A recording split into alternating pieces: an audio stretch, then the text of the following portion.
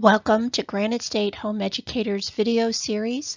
This particular topic will talk about transitioning from homeschool to the public high schools here in New Hampshire. We'll help you go through that decision and give you some information to help you decide how to go about it and if that's the right thing for your student. My name is Michelle Lavelle. I'm a co-founder of Granite State Home Educators, and we're glad you're here.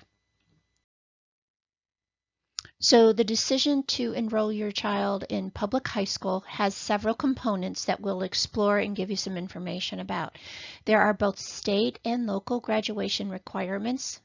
That's very, very, very important that you need to know. Working with the SAU is absolutely critical.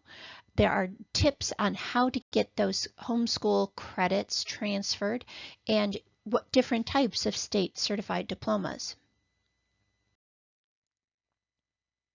So the state has its own set of graduation standards determined by the Department of Education and the State Board of Education. These standards are college and career readiness standards. In other words, they are Common Core.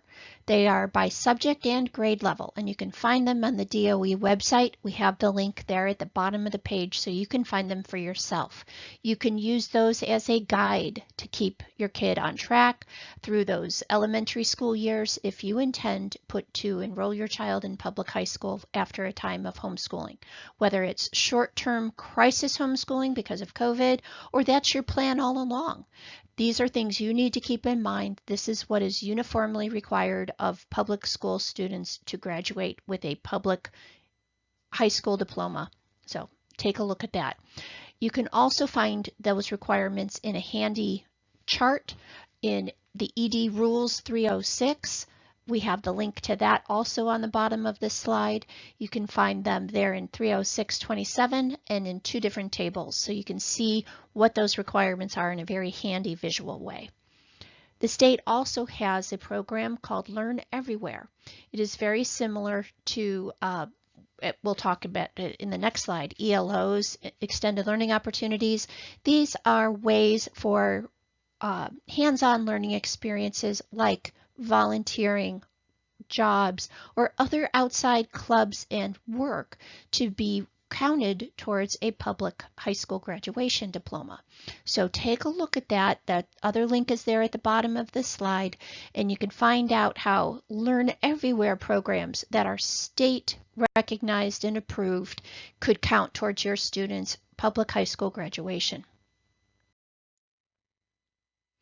Now, there are over 100 different local SAU, school administrative units, around the whole state.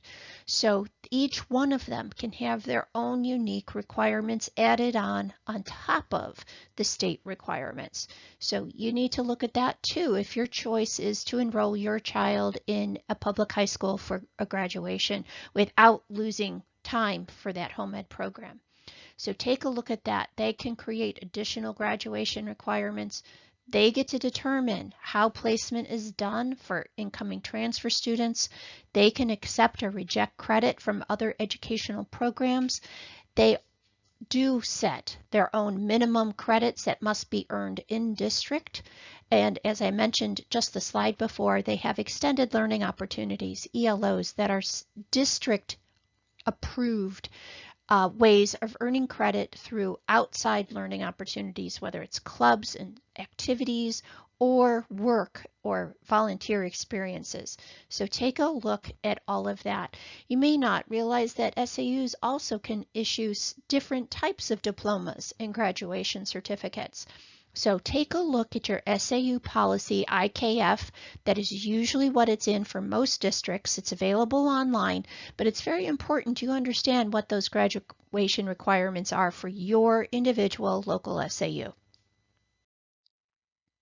So if your intention is to enroll your child in your local public school, you need to absolutely communicate with these people. It's usually going to be the guidance counselor office of the local public high school. Put a call into them and start that process. Find out make sure you know where that SAU policy is. Find out what the individual requirements are for your local SAU. Find out how many credits they allow from outside sources, or how they go about determining transfer credits for students. Do your homework.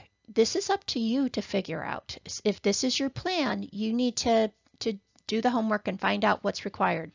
Put that plan together so that you have a clear path. If your child wants to enter high school at 10th, 11th, 12th grade, it is absolutely important that you have this plan in place, because you don't want them to have to repeat their freshman year.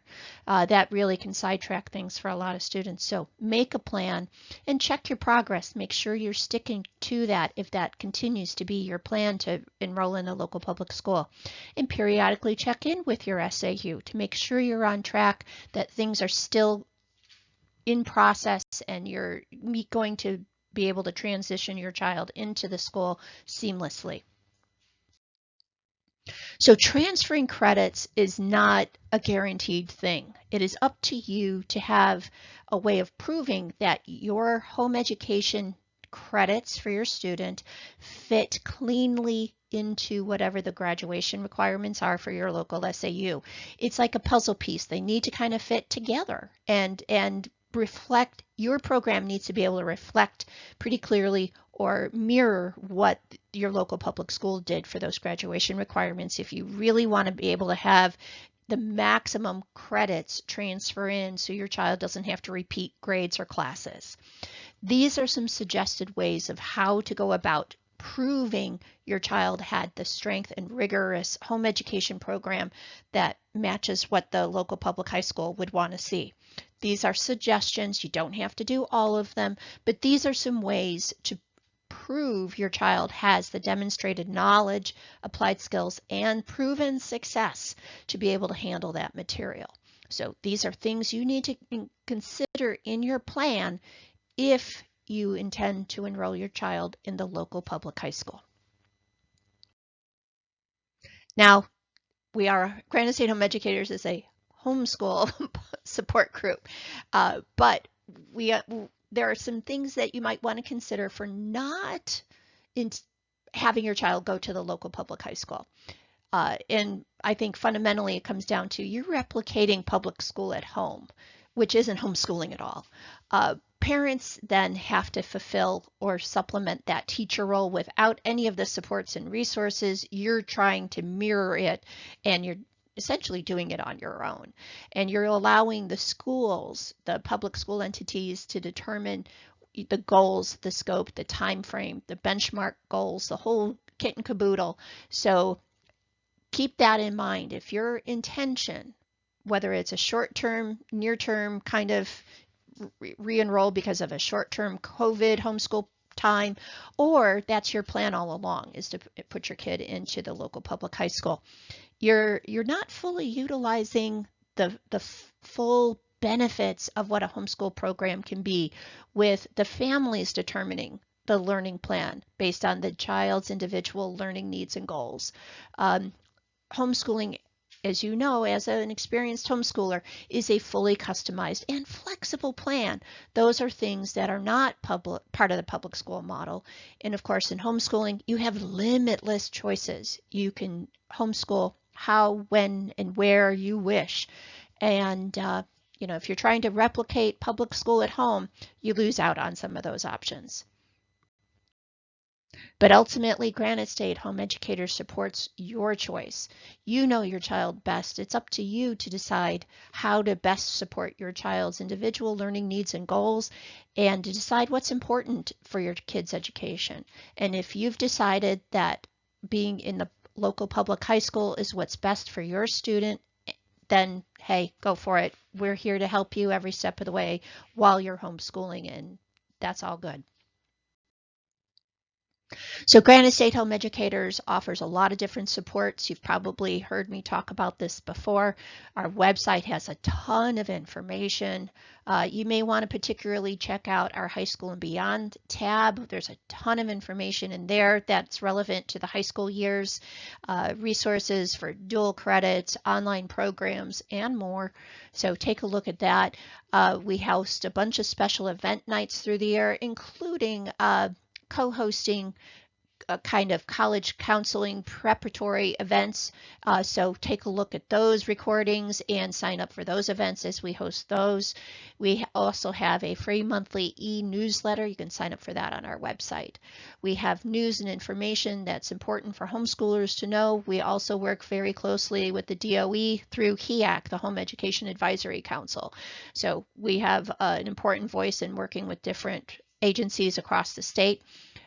If you're watching this video, you've probably already discovered many other videos in our series on a lot of different topics like deschooling, intro to homeschooling, special education topics, and more. And of course, we're here to help you with personal support and guidance. You just need to find us at our website.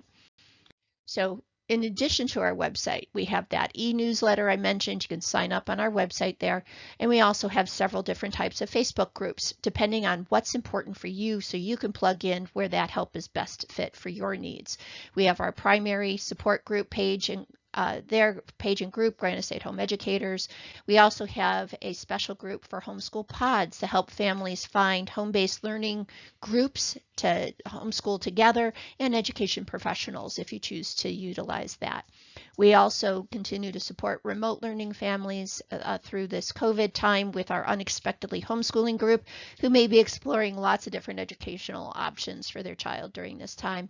We have a marketplace to help bring buyers and sellers together of homeschool materials.